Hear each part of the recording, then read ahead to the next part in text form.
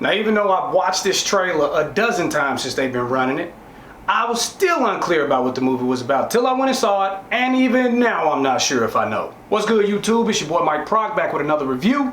Today we got Tenet.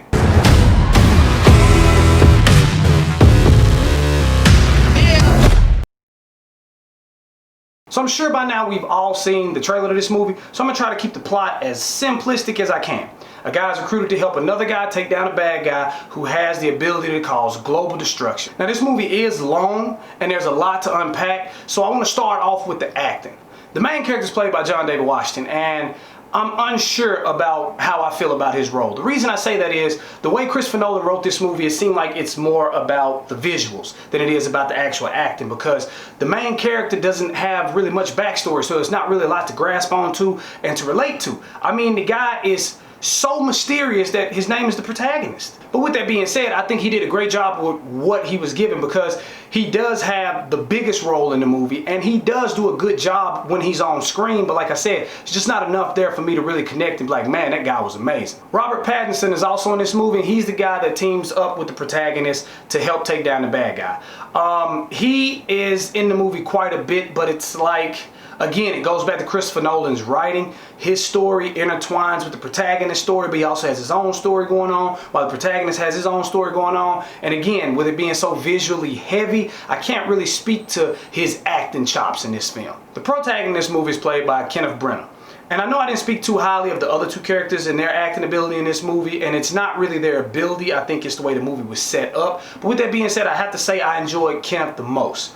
He plays the bad guy, and it's like this arrogance and this confidence about him through the whole movie. It's like he's always playing chess while everybody else is playing checkers. And I can't really speak on why he feels that way or why he acts that way, because it'll be spoilerish. But he was the best on screen in this movie, hands down to me. He killed it. Now, besides the lack of depth they gave us for each character to allow us the ability to connect, I also had a problem with the pacing in this movie. It's 2.5 hours long, and Christopher Nolan is known for making really long movies really good, i.e. the Dark Knight series or the new Superman.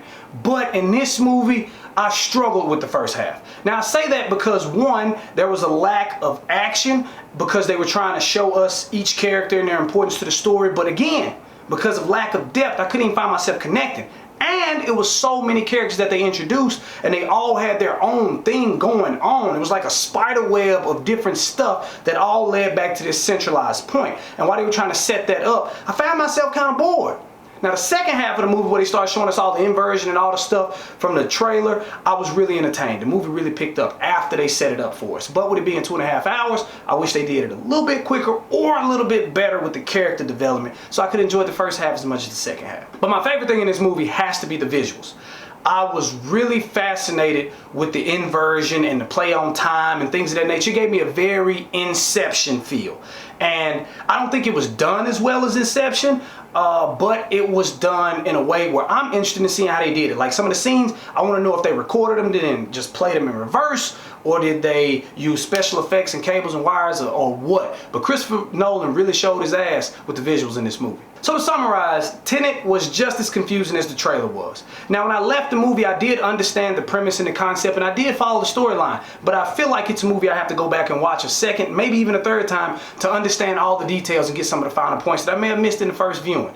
The acting was good, considering we didn't get no backstory on most of the characters. The visuals were stunning, even though the audio was a little weird. Like, the music would be a lot louder than the dialogue in some parts, but that's a small gripe.